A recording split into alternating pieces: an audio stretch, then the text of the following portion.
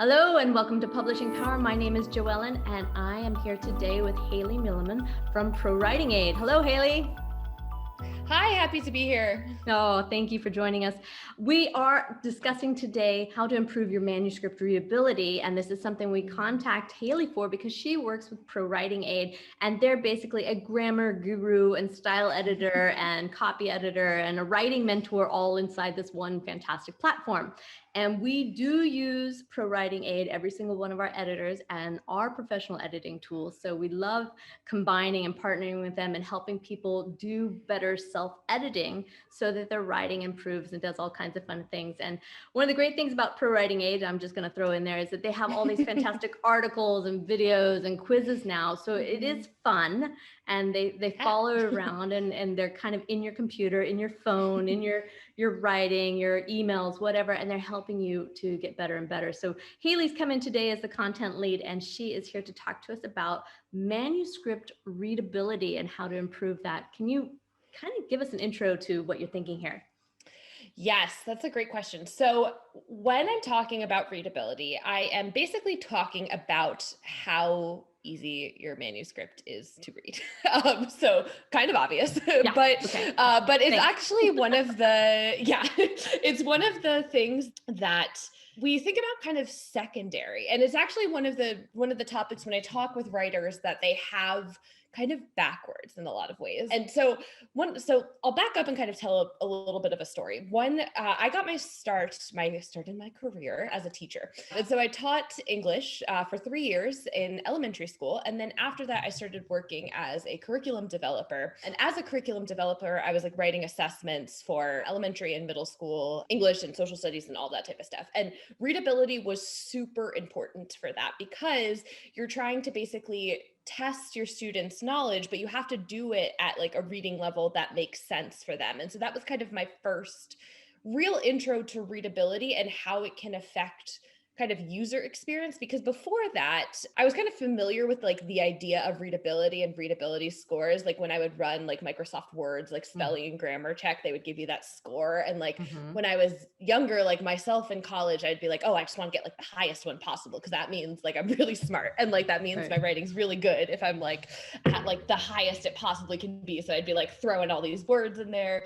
And then really when I became a teacher and was working on these assessments, I started to realize that readability, like the goal of readability is not to do what I was doing and throw in a lot of complicated words to try to hit a score, but the goal is again to write with your kind of audience in mind, right? So when I was writing assessments for 5th and 6th graders, I had to be writing with that audience in mind and what their understanding was in mind. And if I didn't do that, it could negatively affect many, many things. It would affect their ability to complete the assessment. It would affect then their ability to graduate, or, all these things. So it was really important to make the work readable at that point. And so that's kind of where I would start with readability. On like the larger scale, readability is basically, are you able to, is your manuscript or is whatever you're writing able to be read and understood and engaged with by your audience? Or are they going to like muddle through this and see a bunch of different complicated words and just really not like engage and enjoy with it, as probably my college professors did when they were reading those papers that I just like chucked a bunch of fancy words and to sound smart. Well, you are smart, then that's good. Oh, well, thank you. Yeah. So this readability score, let's jump into that a little bit more, because some people are familiar with it and other people aren't. We have a lot of people who come into our company and they are barely familiar with track changes. So let's jump back to the readability score and kind of catch them up on that, because it is an important thing that people are just aware of, and how it's an extra tool out there.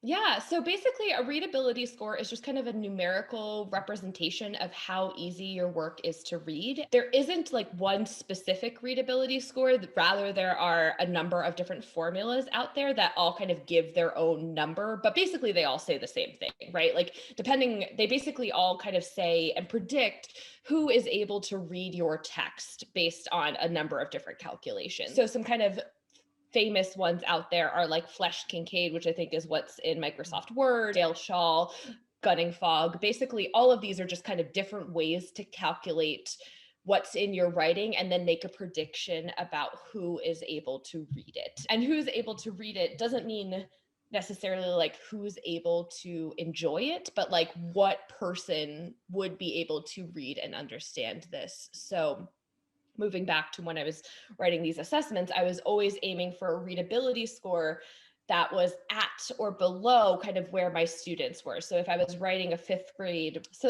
science assessment, I wanted my readability to be at whatever the kind of equivalent fifth grade level was or below. And again, each of these formulas spits out a slightly different number, but they all mean the same thing. It's just on their scale. So just like what age level of readers would be able to kind of confidently understand the ideas in this text. So yeah, kind of at its base, that's what it is.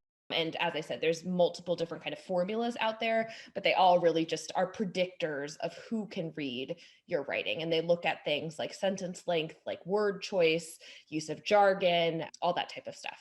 Okay. So when we have the readability score, you mentioned you were aiming for the top. What kind of score should we aim for in general then? I mean, how do we determine what we want? Yeah. So when I was writing high school papers and aiming for the top, that was terrible. Don't do that. You should never aim for the top. And this is actually something that really, really surprises people, because I think a lot of us think like, oh, I'm writing for adults, I should aim for college level or really high, but that's actually the worst thing that you can possibly do. So let me ask you, there's kind of data out there about and you're an editor, so you might know this, but I'll ask our audiences these times, and sometimes people are usually off. What grade level, US grade level, or what age do you think most kind of mass market fiction is written for? Well, I'm going to go back to the fifth grade. I mean, I think people do aim higher in science fiction, especially because it can be a combination of so many fantastic, imagination and science. But it is that crazy combination of creativity and imagination, but it's also based on some really cool things that not everybody's digging into. But I think fifth grade is, I have a fifth grader right now, and it's really fun when I'm helping her with her writing. And I'm really impressed with the level of writing, that they have their thesis statement, they have their support statements, they have their closing, their body, and all of that. And I'm like, good. This is great. Yeah. But you realize I was kind of surprised at how I'd forgotten after all these years, how young they start to learn that. So it is not a low level of reading at all. Fifth grade is quite high. I mean, didn't they have a TV show about are you smarter than something like that? And I was like, it's an amazing amount of things that I'm learning again when I'm helping her study for tests. But I think the writing, that's fifth grade, I always think is at least good. But of course, quite often I see the mistake with science fiction that they want to be at the, at least a Bachelor of Science to master's degree. And it's like, okay, maybe that's cool, but there's a lot of kids out there who really want to read your stuff, but they can't follow it. So it's really amazing. And totally. Oh, sorry, go ahead. No, it's just a crazy combination. And so like most mass market fiction and most like newspaper or, CNN, that type of thing, like the writers at those are aiming for a readability score of like around 12 years old. Like they want the vocabulary they use, the sentence structure to be understood by like fifth, sixth, seventh grade at like the very top.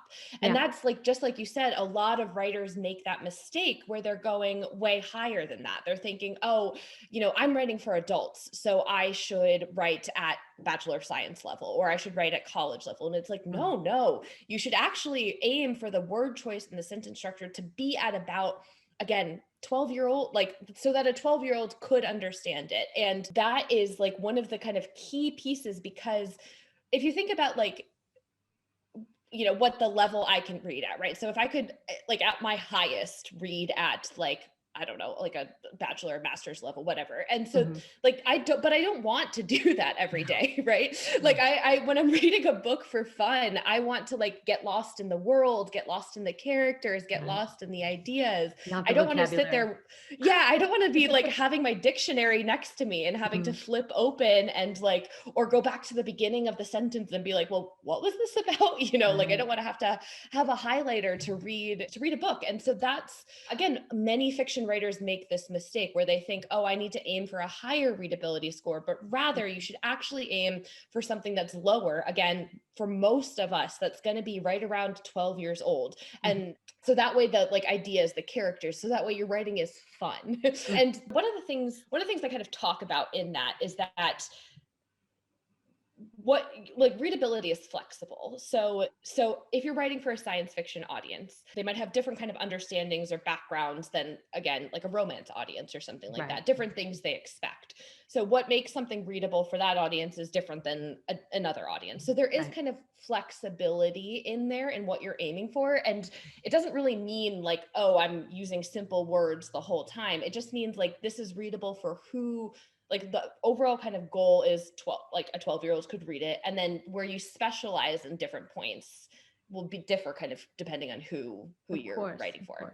And I love bringing in the academic work there because, you know, you may be dealing with a very high level topic, and the complication, if you think that you must convey yourself, especially when we have a lot of academics who are not, their first language is not necessarily English, and they, you know, your hardcore sciences and you're dealing with this, that it's ideal to have the sentence structure and the presentation, you know, be on a very readable level, you know, 7th, 8th grade level, and let the research speak for itself, because it will do the work for you. But it is not important for you to take and have the grammar and that be, and or more so the vocabulary to be so complicated. English is complicated enough.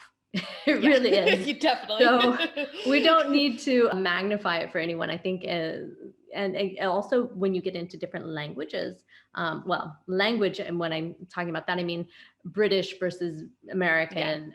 You know, there's a huge difference in the length of that sentence and how it is presented. And, you know, okay, I'm American, but I do, you know, it's okay to cut them down a little bit and to simplify it so that people aren't lost by the end of the sentence. And it goes back to another show we talked about, really being clear on what you're saying. And clarity and readability, they do together. So when we're doing this low readability score, we're not necessarily dumbing down our work, right? No, not at all. And people get so nervous about this, but it's like readability has nothing to do with ideas. Readability has to do with word choice and sentence structure. So you can have complex adult ideas, you know, that you're explaining with clear words, and you should, you know, actually in some ways, the more complex your ideas, the more simple your language should be. So that way, like your readers can engage with those ideas instead of engaging with what your words are and what you're trying to say. Yeah. And like moving it back just quickly to the assessments, kind of one of the things, so readability doesn't mean that every single word is for a 10-year-old, right? Or every single word is simple. It means overall, right? Overall, your average is aiming for that like 12-year-old level, not every single word. And so you'll kind of, I like to talk about it kind of like as like poker chips, almost like you can like spend chips certain places, and it'll depend on what you're writing will kind of depend how you'll spend those chips. So when I was writing these assessments, right, like I'd have to use some complicated domain specific vocabulary. So if I was writing like a science assessment, I might have to use the word thermometer or, you know, something more complicated. That's like a little above kind of what the readability would be. Biodiversity, I don't know, something like that. It's like a more complicated term. So I would kind of like spend a chip on biodiversity, but then the rest of the sentence would be simple, right? So like think about, depending on what you're writing, where you want to spend those chips, right? So if you're a science fiction writer, you're probably going to spend those chips on like describing space travel and describing like, you know, how like planets or, you know, or whatever, like the species and stuff like that. That's totally okay. It doesn't mean that you have to rip all of that out of your writing or, you know, as we said, dumb down your ideas. What it means is think carefully about what you want